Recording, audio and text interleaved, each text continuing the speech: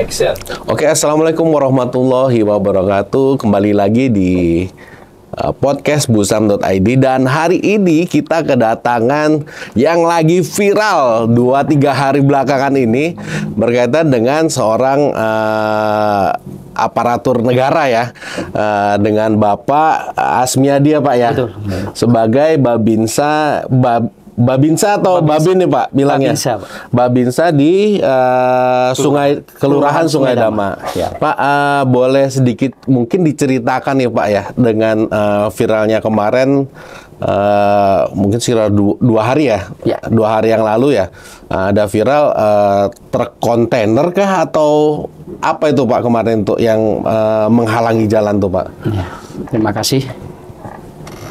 Yang masalah kejadian itu sebenarnya itu salah satu trailer pengangkut pompa. Oke. Pompa besar yang digunakan untuk kapal. Nah, beratnya mungkin sekitar 20 ton itu. 20 ton ya. Nah, saya ditelepon oleh warga sekitar jam 3. Jam 3. Jam 03.00. Pak Babinsa, ini ada kejadian ini. Ada truk melintang begini-begini dan sangat mengganggu ketentraman dan ketertiban umum. Melintang. Iya, menghalangi jalan, akhirnya Menghalangin jalan. macetnya luar biasa tuh kemarin tuh Pak. Macetnya sudah mulai itu sudah Mulai subuh. Enggak mulai subuh, itu mulai jam 2.30 kejadian itu. Tidak ada motor ataupun mobil yang bisa melintas. Benar. Sekitar jam 3:30 saya ke TKP. Saya lihat kondisi itu karena mata juga masih lepek. Tidak bisa berbuat banyak karena jam segitu. Saya pulang istirahat dulu sebentar. Kita jam 7. Hujan-hujan itu.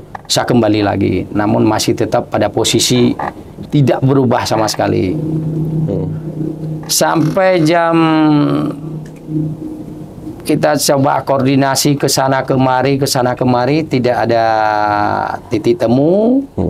Kita coba hubungin perusahaan, salah satu perusahaan di daerah Pulau Atas itu. Mereka tidak ada respon. Kita coba hubungin ke perusahaan pemilik. Yang ini pemilik pompanya atau truknya nih, angkutannya? Itu yang satu anunya. Masih satu perusahaan ya berarti ya. Aja mereka tidak bisa komunikasi. Saya suruh si supir telepon terus. Siapapun yang bisa sampai telepon, pokoknya orang kantor, bila perlu big bossnya, tolong telepon. Saya pengen bicara. Sampai jam 11 itu belum ada yang ketemu. Oh, itu waktu kemarin saya ke arah sana aja tuh Pak. Macetnya sudah luar biasa tuh Pak. Dari jam 2.30 pagi sampai jam 11.30 belum bisa kontak dengan pihak baik penerima maupun pemilik alat. Sekitar jam 12 sempat kontak dengan salah satu karyawan kantor, namun dia tidak berada di Balikpapan. Waktu itu si saudara, namanya saudara Ardan, dia berada di daerah Muara Tewe. Signalnya pun agak sayup-sayup, putus tidak begitu jelas. Namun saya sempat memperkenalkan diri bahwa saya seorang Babinsa, yang termasuk salah satunya bertanggung jawab keamanan, keselamatan maupun kenyamanan orang hilir mudik di seputaran Sungai Dama. Sungai Dama ya. Nah, kemudian hilang lagi kontak, tidak bisa dikontak lagi. Namun saya sempat saya tekankan si supir karena sudah saya terus ini saling berkoordinasi terus ke kiri ke kanan. Kalau untuk dinas yang terkait kan sebenarnya kan banyak juga ya Pak ya untuk berkaitan dengan ini ya Pak ya. Sudah apakah kemarin Bapak Asmiadi ada sempat konfirmasi ke dinas terkait atau seperti apa Pak? Sempat saya coba ke beberapa instansi, namun mungkin karena ada kesibukan juga, ada yang nggak bisa ditinggalkan, ada juga yang alasannya pimpinannya lagi rapat, ini tuh. Sampai jam 1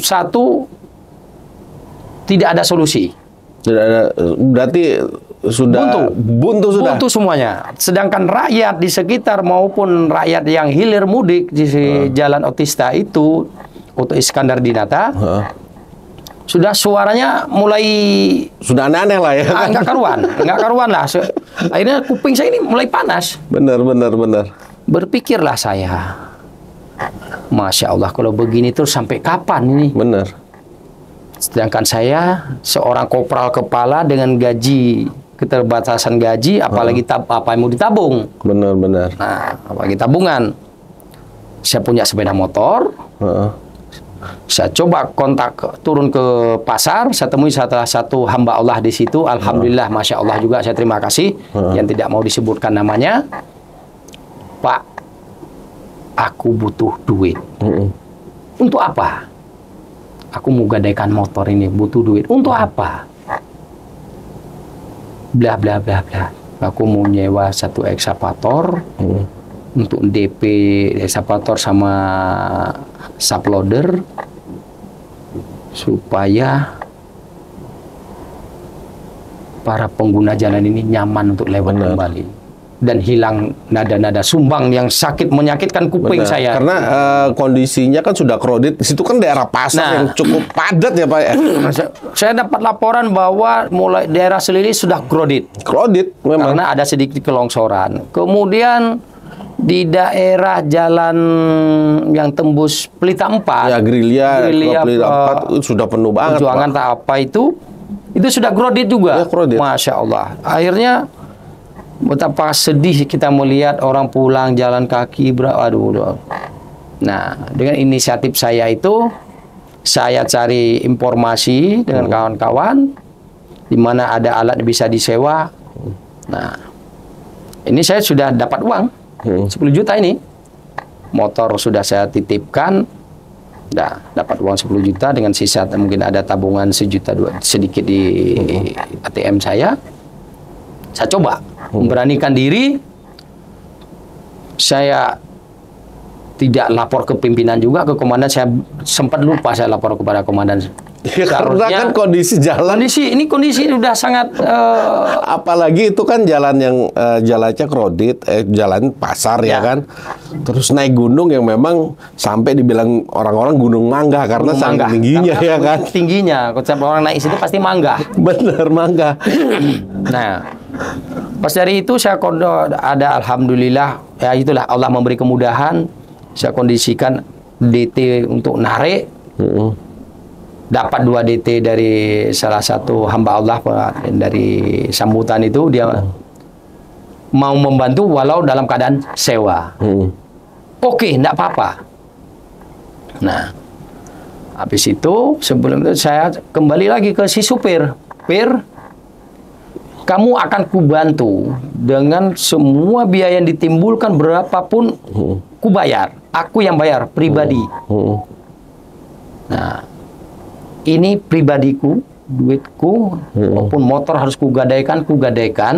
Yang penting kamu bisa lolos. Namun aku minta jaminan. Semua biaya nanti yang akan ditimbulkan aku minta ganti kembali. Aku tidak minta untung. Dengan catatan barangmu, mobilmu tetap kamu parkir tempat yang aman, kunci kontak kasihkan aku. Dalam arti dalam sandraanku sampai pimpinanmu bisa dihubungin mengganti uangku. Ya. Nah, karena tidak ada jalan lain ya, Pak. Ada jalan lain, Pak. Tidak ada jalan lain. Betul-betul tidak ada. Saya koordinasi ke sana kemari dengan kawan pun tidak ada satu orang pun yang mungkin nggak berani berspekulasi nih, Pak. Pak Asmiadi, yang saya bingung kan di situ kan banyak ya pengusaha banyak lah ya. Nah, cuman kenapa nggak ada yang sampai kepikiran arah ke sana gitu. Nah, dan saya ini bingung juga nih. Kenapa Bapak ambil inisiatif untuk mendahulukan ambil alat berat untuk truk yang macet itu bisa ditarik gitu loh, Pak. Nah, jadi latar belakangnya apa gitu? Latar belakang itu adalah yang pertama panggilan hati mungkin, Pak. Yang kedua juga kami sudah terpatri di dalam hati ada Sabta Marga, Sumpah Prajurit, 8 wajib TNI. Salah satu poin yang paling itu adalah poin 8 wajib TNI yang nomor 8 itu tadi Pak. Menjadi contoh dan berpelopori mengatasi kesulitan rakyat di sekelilingnya. Ya. TNI Itulah yang rakyat terpatri, ya. TNI bersama rakyat. TNI milik rakyat. Nah, disitulah. Dan juga selalu pimpinan kami, termasuk komandan saya, terima kasih Pak Dandim yang selalu membimbing kami untuk menyelesaikan semua saya bekerja ini untuk kebaikan dan untuk kelancaran demi warga. Disitulah muncul ide saya, sudah saya spekulasi. Kalau memang itu rezeki saya nggak akan kemana, insya Allah pasti akan kembali. Ini masalahnya motor satu-satunya juga ya Pak ya kayaknya. Motor istri Pak. Motor istri. Motor istri saya pakai. Mau nggak mau ya Mau kan? nggak mau. Alhamdulillah waktu kemarin itu motor dinas saya juga belum dapat giliran karena keterbatasan mungkin dapatnya juga pasti bergilir. Nah kemudian belum giliran saya. Bener. Nah mudah-mudahan secepatnya dapat giliran dapat motor dinas. Iya. Ya, saya pakai motor istri. Saya bilang sama istri.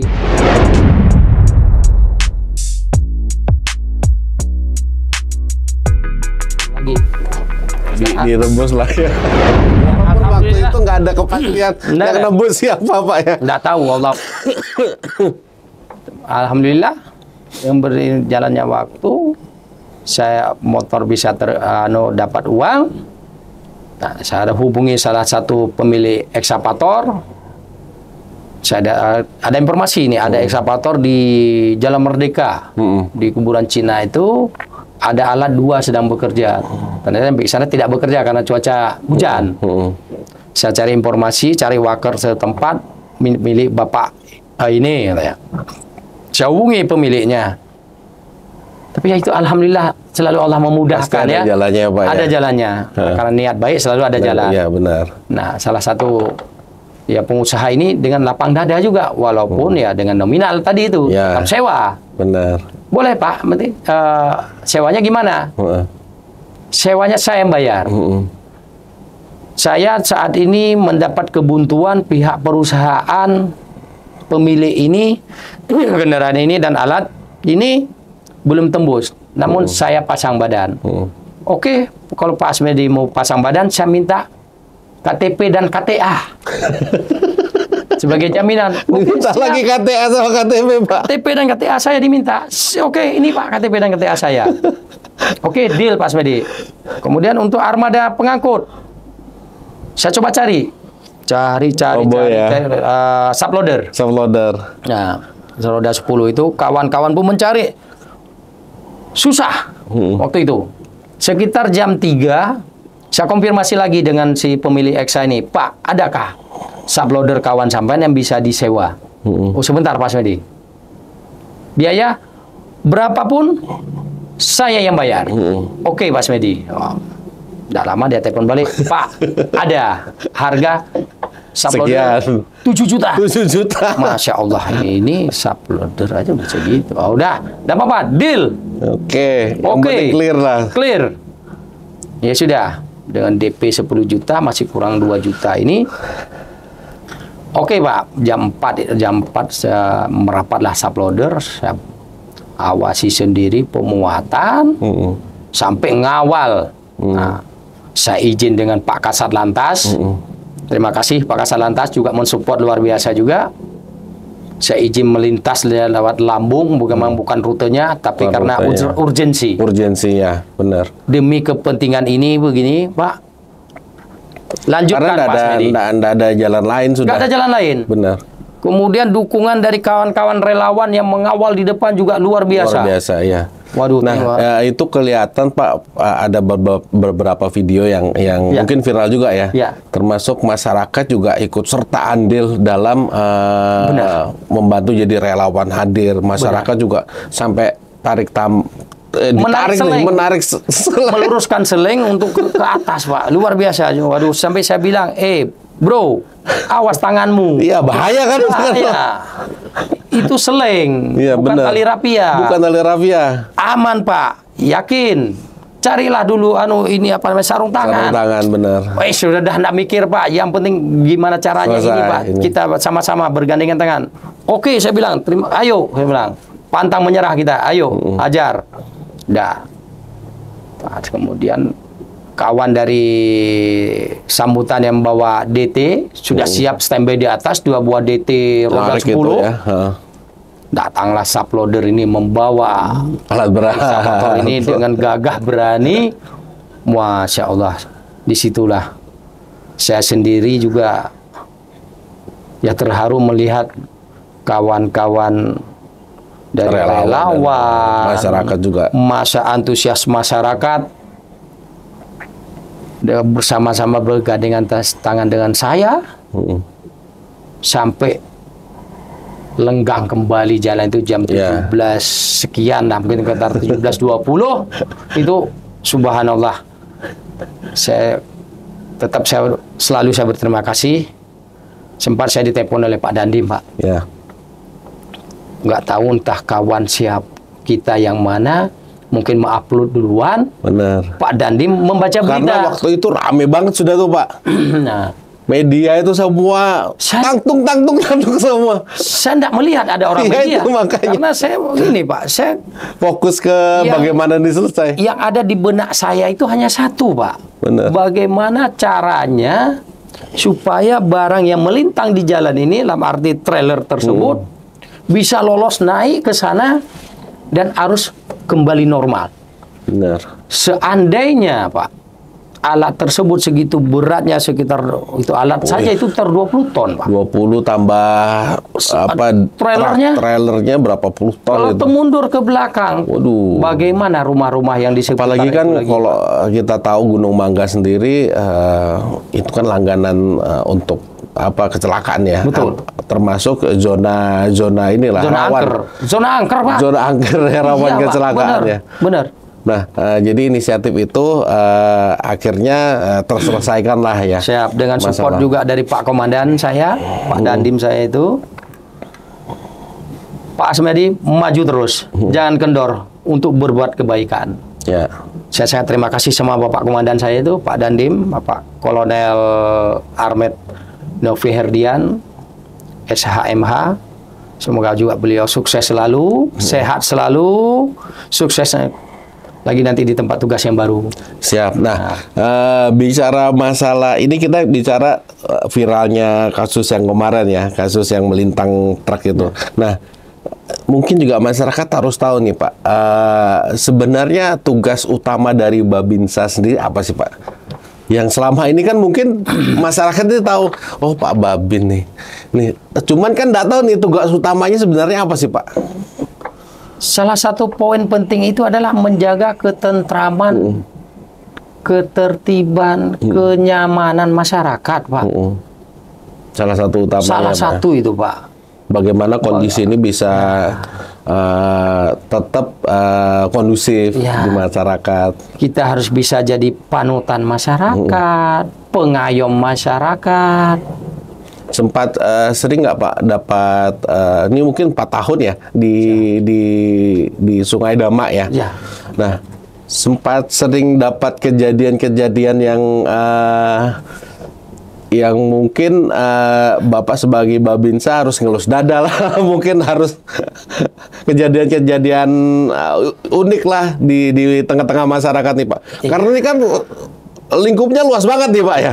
Satu kelurahan. Satu kelurahan. Kurang lebih hampir 9.000 jiwa ya. 9.000 orang Bapak handle Babinsa di situ. Jadi begini Pak, kalau lika-liku seorang Babinsa itu berbagai macam corak selalu ada di dalam. Selalu ada. Ada yang aneh, yang lucu, yang kadang-kadang membawa kita emosi. Namun saya tetap, alhamdulillah kami para Babinsa semua sama Pak. Beritikat adalah berbuat yang terbaik untuk masyarakat. Semua Babinsa sama Pak. Tujuan utama adalah berbuat yang terbaik untuk masyarakat ya. Bagaimana jadi kondisi. pelindungnya, jadi pengayomnya, Kami juga harus bisa jadi panutannya. Jadi kalau dibilang sih Babinsa sendiri merupakan kayak misalnya COVID kemarin nih Pak ya. Siap. Merupakan Satgas COVID yang terdepan ya Pak ya. Betul. Nah, bicara masalah COVID, ini perangnya bukan sama senjata lagi nih, sama virus ini ya kan? perang sama virus. Nah, kami sebagai Babinsa, nah waktu zaman ini kembali ke belakang ini. Ya. Zaman COVID itu, begitu ada share dari Dinas Kesehatan bahwa Sungai Dama 5 orang, 5 orang terindikasi COVID. Kami harus mencari 5 orang ini siapa-siapa, yang mana rumahnya. Kami walaupun dari jarak jauh bersilaturahim kan? Gitu ya Pak ya? Bersilaturahim ke sana, namun tetap kita prokes nomor 1 Pak. Dengan masker selalu terpakai, sanitizer juga selalu ada di saku celana mungkin. Enggak, saya di tas biasanya saya gantung. Nah, prokes tetap nomor 1 kami. Jadi dan kami sambil selalu menghimbau Pak. Tidak pernah bosan-bosan kami menghimbau ke seluruh lapisan masyarakat untuk menjaga yang pertama kesehatan, kebersihan, hindari kerumunan, kurangi bepergian, berbanyak istirahat, macam-macam pokoknya ya. Kami jadi, ya itu tadi garda terdepan. Garda terdepan. Bahkan kami jadi tukang evakuasi. Jadi insya Allah semua itu apabila kita kembalikan lagi Pak, kalau kita jalani dengan tulus dan ikhlas, insya Allah tugas apapun tidak ada yang berat rasanya. Benar. Kalau Bapak tanya tugas Babinsa itu sangat berat. Ya karena kalau bicara setiap kejadian harus ada di tempat. Harus di tempat. Sekarang nggak usah konflik besar Pak. Ya. Orang berkonflik antara suami istri, rumah tangga, antara anak dengan orang tua, antara cucu dengan nenek.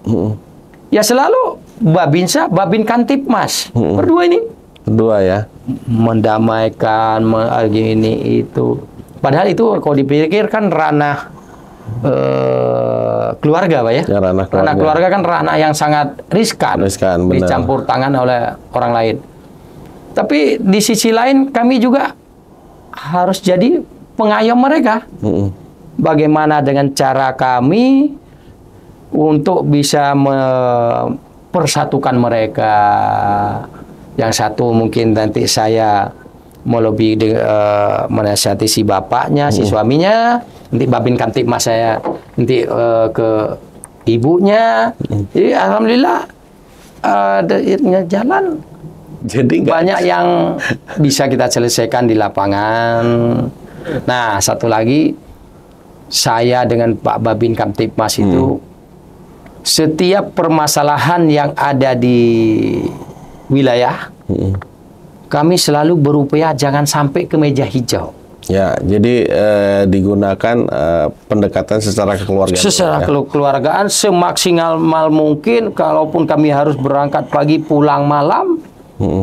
Alhamdulillah kami tulus dengan ikhlas menjalani, supaya begini Pak, apabila cara saya berpikir ini seorang Babinsa, apabila penyelesaian di meja hijau itu bukan suatu penyelesaian yang paling bagus. Ya. Penyelesaian yang paling adil itu adalah berdamai, bermusyawarah dan berdamai. Sekarang begini, satu contoh Pak. Mungkin Bapak tidak pernah terpikirkan, atau mungkin, ya mohon maaf Pak kalau saya salah juga. Ini perkelahian antara si A dengan si B. Bahwa sampai saling adu lapor, saling melapor, satu kena pasal A, satu kena pasal B, ujung-ujung di pengadilan. Satu di penjara, satu mungkin tidak. Apakah yang di penjara ini dengan keluar dia akan legowo? Ada rasa dendam. Pasti ada rasa dendam. Ya. Betul kan? Benar. Tapi apabila kami sebagai Babinsa dan Babin Kamtipmas mampu mendamaikan mereka ini bisa bersalaman, bermaafan, kira-kira masih ada dendam menurut Bapak? Iya. Tidak ada, Pak ya? Ya kan? Kan sudah berbohong. Jadi tidak ada dendam di antara kita dan permasalahan bisa selesai di bawah meja hijau. Tidak sampai ke meja pengadilan. Benar. Itu yang selalu saya tanamkan juga sama kawan-kawan kalau ada permasalahan ini. Jadi sebenarnya kan permasalahan juga bisa dibicarakan ya, carikan solusinya. Kalau memang ada solusinya ya mending kita berdamai aja kan, seperti itu Pak. Asal kita ada itikat baik, insya Allah semua permasalahan ada solusi. Benar. Kemudian juga peran serta Babin Kamtipmas ini juga kalau kami tidak proaktif, karena tidak ada lagi mungkin yang, karena kadang-kadang begini Pak. Ada tokoh pemuda, ada juga ada LPM, ada Karang Taruna, ada juga FKPM. Bukan mereka tidak mampu, Pak. Kawan-kawan LPM, FKPM, Karang Taruna kemampuannya inteleknya juga luar biasa. Namun mereka juga sedikit ada ketakutan mungkin ya, karena mereka tidak ada payung hukum yang seperti payung hukum kami. Jadi mereka agak sedikit pasti nanti agak keder lah ibaratnya. Berarti, takut nanti ada tuntutan balik atau apa. Jadi ini, memang tugas Babinsa dan Babin Kamtipmas ya Pak ya. Babin Kamtipmas. Nah, di situ mengcover di awal ya. Iya. Mengcover di awal. Jadi ada permasalahan apapun, bapak-bapak ini yang bakalan hadir. Sekecil apapun permasalahan yang muncul di kewilayahan itu. Kelurahan itu ya. Di kelurahan, satu kelurahan saya ini di Kelurahan Sungai Dama, insya Allah kami bergandengan tangan berdua ini untuk anukan dulu. Dan koordinasi mungkin juga dari teman-teman ornamen-ornamen yang lain. Yang ada ya pasti yang Pak. Ada juga. Yang pasti kayak ketua LPM, ketua FKPM. Yang paling anu lagi adalah ketua RT setempat. Setempat ya. Dengan juga pihak kelurahan. Kita bergandengan tangan. Jadi kalau dibilang sebenarnya masuk perangkat desa juga dong Pak ya? Ya mungkin kategorinya seperti itu ya. Karena membawahi satu kelurahan. Kelurahan ya kan. Namun kami tidak berkantor. Tidak berkantor. Numpang berkantor Pak, itu di kelurahan. Mungkin sedikit cerita tentang latar belakang Bapak sebelum masuk ke TNI ini Pak. Ya. Mungkin juga teman-teman juga di rumah biar tahu nih sebenarnya Bapak ini kan tiba-tiba kalau teman-teman yang lama mungkin sudah paham ya Pak. Nah kalau yang baru, teman-teman yang baru ini tiba-tiba muncul nih Bapak ini nih ya kan. Nah latar belakangnya sendiri ini kan perjalanan cukup panjang ya Pak ya. Kalau saya tadi ngobrol-ngobrol di awal Bapak kelahiran Nangro Aceh Darussalam, bener Pak ya. Betul. Putra asli sana berarti Pak ya. Aceh, Pak. Nah tanggal 8 April tahun 74. Nah putra ketiga dari almarhum Abdul Manaf dan Ibu Faridah. Betul. Binti Saleh ya. Siap. Nah ceritanya gimana nih Pak sampai Bapak bisa masuk ke TNI Angkatan Darat nih Pak? Saya terlahir dari satu keluarga miskin. Ya miskin banget sih, alhamdulillah tidak ada yang bisa dimakan masih. Kalau bilang orang miskin kan tidak punya sama sekali apa-apa, itu orang miskin. Kan gitu, fakir, miskin, orang betul-betul nggak punya apa-apa. Tapi hidup saya sendiri 4 bersaudara Pak. Ya, Bapak putra ketiga ya Pak ya? Saya putra ketiga, namun kakak saya yang pertama adalah perempuan, pegawai negeri. Kakak saya yang kedua juga pegawai negeri. Alhamdulillah saya yang ketiga jadi aparat negara. Aparat negara. Yang keempat adik saya berwira swasta. Nah, saya mulai umur 6 tahun, Pak. Bapak saya seorang petani, almarhum bapak saya, ibu saya juga tani. Kami dari keluarga petani, Pak. Yang hidup pas-pasan. Jadi kalau saya bilang miskin, tidak punya apa-apa, alhamdulillah. Walaupun adalah masih yang bisa dimakan. Nah, saya mulai umur 6 tahun sudah ditinggal oleh almarhum bapak. Itu saya seorang anak yatim. Dari 4 bersaudara, saya masih waktu itu anak laki yang paling besar, umur 6 tahun. Paling besar. Paling besar anak orang laki dalam rumah tangga kami adalah saya, umur 6 tahun, Pak. Gantinya kepala keluarga berarti akhirnya nantinya, Pak, Itu mengganti seorang kepala keluarga belum mampu, Pak. Umur 6 tahun baru kelas 1 SD. Adik saya baru umur 2 tahun. Dengan berjalannya waktu, saya mulai kecil, saya umur 9 tahun mulai berjualan es lilin, Pak. Itu sekolah SD, nggak pernah pakai sepatu. Memang nggak ada, bukan nggak pernah pakai, emang nggak ada sepatu. Tas pun tas kresek. Tas kresek. Bawa buku supaya nggak hujan, supaya nggak basah. Di sekolah menggendong sebuah termos itu, isinya es lilin. Jual Rp25 satu. Alhamdulillah, Masya Allah dapat uang waktu itu bisa dapat sehari 50.000 keuntungan. Udah Masya Allah. Nah, sampai saya tamat SD, begitu saya masuk SMP, saya mulai bertani. Dengan orang tua saya, nyawah, berkebunin itu. Nah, di saat saya tamat SMP lah, sebenarnya naluri saya pengen, mulai SMP itu saya sudah tertanam, pengen jadi seorang aparat TNI. Namun setelah tamat SMP itu saya mau kelas 3,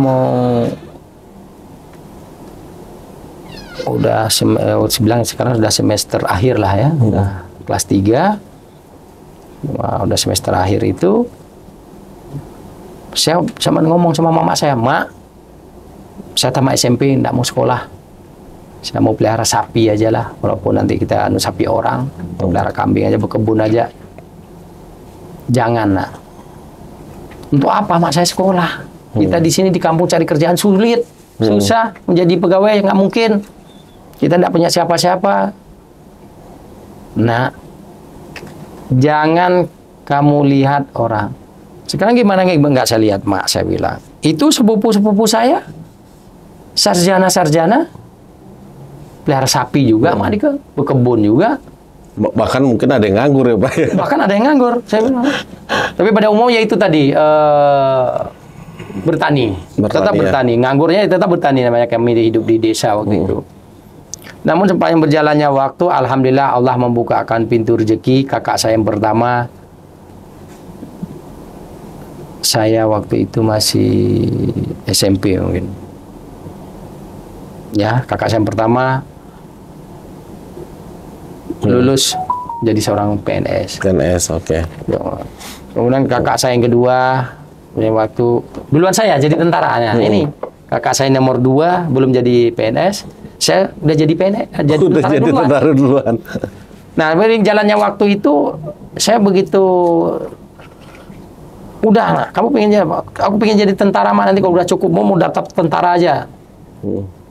Nah, waktu itu tidak terpikir pangkat apa, enggak ada. Yang penting jadi baju hijau, jadi tentara, sudah bangga, sudah membanggakan orang tua. Nah, ya sudah, teruskan sekolahmu, nak. Sambil saya berusaha mencari uang sendiri untuk biaya hidup, khususnya untuk biaya sekolah saya sendiri, Pak. Alhamdulillah, di saat saya kelas 3 SMA itu, menjelang Eptanas waktu itu, saya coba-coba daftar. Bilang kakak saya yang PNS ini, coba-coba aja daftar. Udah coba lah. Umur sudah waktu itu saya daftar umur kurang 2 bulan. Kurang 2 bulan. Nah, namun dihitung-hitung di saat nanti pembukaan pendidikan cukup 18 tahun. Nah, di sana satu persatu tes, alhamdulillah rahmat Allah bukakan pintu kemudahan. Tanpa seripis duit pun. Uang dari mana? Kami orang nggak punya. Benar. Cuma hidup cukup makan aja. Alhamdulillah Allah buka pintu satu persatu. Loh, begitu mau pantohir Eptanas, ikut Eptanas, hari Senin sampai Rabu Eptanas, hari Kamis pantohir. Masya Allah, lulus. Ya Allah, alhamdulillah, ya Allah, syukur waktu itu kan. Saya bilang pulang, mama, aku lulus, mak, diterima di tentara. Ya, syukur alhamdulillah. Kan apa bilang mama katanya? Jangan kamu remehkan doa orang tua. Benar. Ingat, jangan remehkan doa orang tua.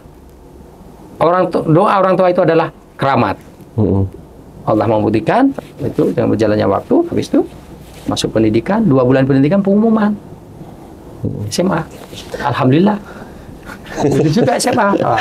Nah, terus awalnya di tahun 92 ya Pak ya? 92. Nah, satuan di Bukit Barisan, iya Pak, bener ya? Pendidikannya di Bukit Barisan. Bukit Barisan. Akhirnya September tahun 93 pindah ke Korem 091 ya Pak ya? Singgah di Kodam dulu. Oh, Kodam dulu. Kodam dulu baru ke Korem ya. Di Kodam saya sempat jadi ajudan Kahubdam waktu itu. Kurang lebih sekitar 8 bulan, 9 bulan. Oke. Nah, di bulan September 93 itu saya pindah ke Samarinda. Ke Samarinda ya. Sampai hari ini. Masih jadi warga Samarinda. Warga Samarinda ya Pak ya. Nah, berarti masa bakti sekarang sudah baru 30 tahun, Pak. Oh, baru 30 tahun. Ya. Berarti memang sampai terakhir ini Pak ya, bagaimana kita merasakan, mungkin itu bisa kita lihat flashback lagi dari pendidikan dan pendidikan secara edukasi kekeluargaan ya mungkin ya Pak ya. Sampai ya ini kita bicaranya bukan satu hal yang kebetulan kan Pak. Ya. Kemarin itu kalau kita lihat background keluarga dan lain-lain, memang Bapak dilahirkan dari keluarga petani, terus doa orang tua itu yang sangat luar biasa. Betul. Sampai akhirnya Bapak masuk ke TNI dan itu menjadi semangat yang mungkin Bapak bawa sampai hari ini ya Pak ya. Siap, betul. Nah, bagaimana kita bisa mengabdi ke masyarakat nih Pak betul, ya? Betul. Nah, bisa mungkin sampaikan Pak, kira-kira quotes yang mau disampaikan Bapak buat mungkin teman-teman di rumah terhadap mungkin jika saya mungkin sebagai seorang jurnalis ya apa yang harus atau Bapak sebagai seorang TNI sebagai Babinsa misalnya atau teman-teman sebagai kameramen, apa yang harus kita lakukan untuk mengisi diri kita nih Pak? Mungkin ada yang Bapak bisa sampaikan Pak. Saya selalu juga pegang amanah dari komandan saya, selalu membimbing kami semua, juga orang-orang tua. Saya jujur, saya orang tidak pernah malu. Selalu saya juga minta doa selalu. Setiap orang tua siapapun, saya tidak pernah pandang bulu. Bapak boleh tanya warga pedagang-pedagang di Pasar Sungai Dama. Sungai Dama ya. Saya selalu minta tolong doakan saya. Doakan saya selalu bisa berbuat baik, berbuat kebaikan. Karena selalu komandan saya, termasuk ya komandan saya yang sekarang ini, Pak Novi, Kolonel Novi Herdian SHMH ini, selalu membimbing kami semua, selalu menekankan jangan pernah malu berbuat kebaikan. Jadi pantang menyerah, apapun itu. Apapun itu ya. Jangan pernah malu dalam berbuat kebaikan, tetap semangat. Tetap semangat. Kemudian yang kedua, selalu jalani dengan tulus dan ikhlas. Insya Allah, Allah akan selalu membuka pintu dan kemudahan. Mungkin seperti itu salah satu quotes bulan ini mungkin ya dia depan awal di tahun 2023 ya. Siap. Awal di tahun 2023. Jadi jangan pernah malu kalau kita akan melakukan kebaikan apa ya, dan kita selalu tulus untuk melaksanakan apapun. Betul. Itu ya Pak ya. Betul. Kuncinya itu ya Pak ya. Kuncinya itu tulus dan ikhlas Pak.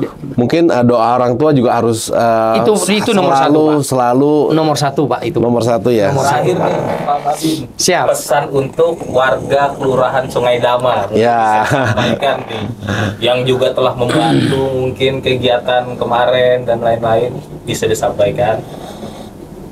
Saya secara pribadi, Babinsa Kelurahan Sungai Dama, ya, saya berterima kasih pertama kepada kawan-kawan relawan, ya, warga sekitar yang bahu-membahu, kami tidak kenal lelah. Dalam keadaan hujan sekalipun mereka juga luar biasa Pak, antusias untuk berbuat kebaikan tadi Pak. Tidak mengharap pamrih dari siapapun, kami bekerja sama, tetap semangat, tetap semangat, tetap semangat, selalu ke depan dalam berbuat kebaikan. Oke. Keluarga besar Kelurahan Sungai Dama. Iya. Mungkin seperti itu untuk teman-teman Busam Mania. Untuk podcast kita pada hari ini nggak kerasa mungkin sudah setengah jam kita ngobrol-ngobrol banyak dengan sosok yang menginspirasi ya, bagaimana melaksanakan tugas dan tanggung jawab dalam pekerjaannya menggunakan hati dan melaksanakan kebaikan tanpa harus melihat apapun, seperti itu ya Pak ya. Betul. Dan jangan pernah malu sekali lagi untuk berbuat kebaikan. Mungkin seperti itu, ada mungkin ditambahin Pak Babinsa? Tidak ada mungkin. Tidak ada mungkin seperti itu ya. Mungkin terima kasih lagi nih, aduh kawan-kawan dari media ini. Iya. Saya, waduh, jadi malu hati sendiri ini.